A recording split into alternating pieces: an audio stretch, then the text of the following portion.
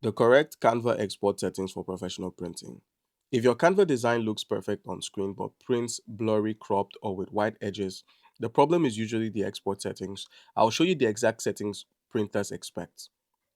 Printing requires a different file format than social media, and one wrong setting can ruin the final print. All you need to do is click share, then click on download.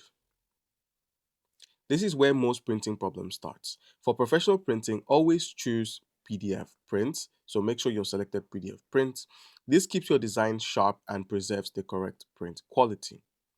Now turn on crop marks and bleed. This tells the printer exactly where the page should be trimmed. Make sure your document size matches the final print size. If your design size is wrong, the printer may scale it and that can ruin the layout. Before sending your file to a printer, do one quick check. So go ahead and download first. And now once you have downloaded this, open it up and then do one quick check. Zoom in and make sure the edges extend to the bleed and your text stays inside the save area.